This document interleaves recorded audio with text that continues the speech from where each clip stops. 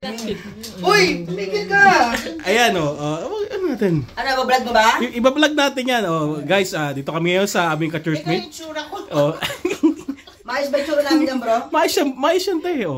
So guys, we want to introduce to you, alam niyo ba kung anong prutas to? Ayun. Hulaan mo. Mais? Hindi. Ang mais bilang. Pomegranate. Ano ba? Pati sinasabi mo agad. Hinahanap niyo yung laman ng prutas. Sabi niya ito na, ayan na ba yun? First time, guys, sorry na guys. First time ko makakain ng, how do you pronounce it? Pomegranate. Oh my gosh. So social. Pwede bang pahingin ng isang sample? Yung buong ba siya? Please guys. Pakita natin. Guys, dito, ito talaga siya. Guava.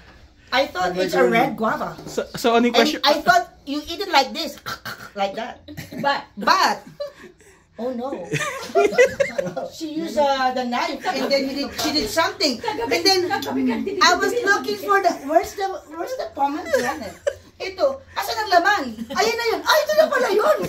Buto yan. Buto lang pala siya. So masarap ba talaga to? Sure kayo? Yeah. Medyo maasim. Alam nyo, kakainin ko ito kasi nalaman ko sa IG that pomegranate has, ang prutas na may pinaka-madaming contents ng antioxidants.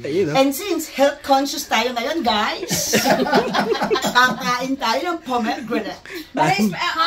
Pomegranate. Sorry, I stand corrected. Pomegranate. Correct? Be, kailangan pang-beauty pageant yung post natin. The next Miss Universe.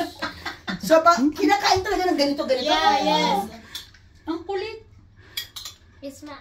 May buto, pwede mo nanukin naman yun. Oo, direct naman. Ang maagap. Lagi mo yata silagay na asin eh. Ba't nilagyan ng asin? May asin yata may pomegranate yun eh. Lagi mo yata silagay na asin. Lagyan ko siya ng asin. Hugasan natin. Baka nagkamali, imbis na asukal. Mas masarap siyang maraming asin. Ano ba? Mas matamis eh. Wala. Ako mas kinakain ko siya ng wala.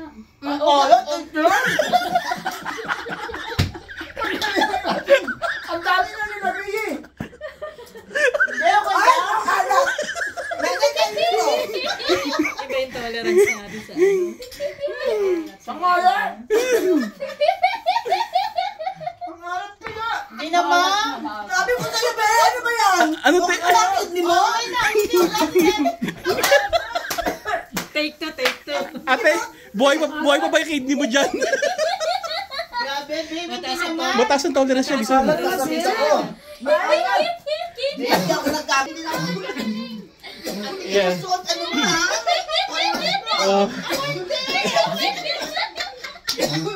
Ganito pag nagsama-sama ang grupo namin. Ayan, si Nanay from Vancouver.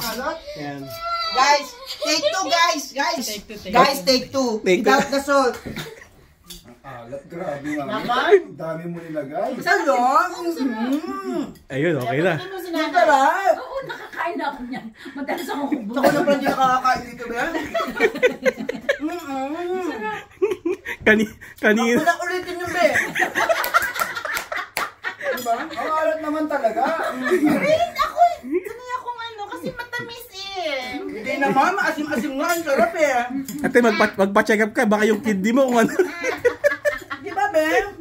Ang alat Hindi nga. na ako nito. Ang sarap nga. Dami pa naman siya sinubo. Parang Wala nga akong choice eh. Pinunong ko na lang, be.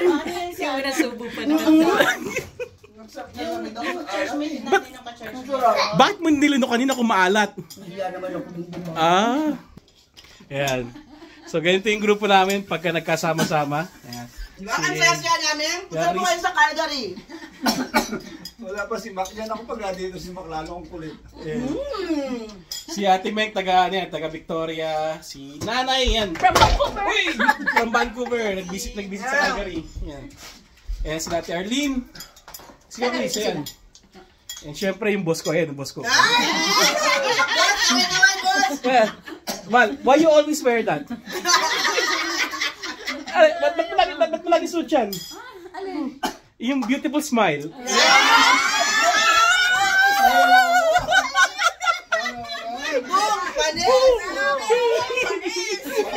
Oy,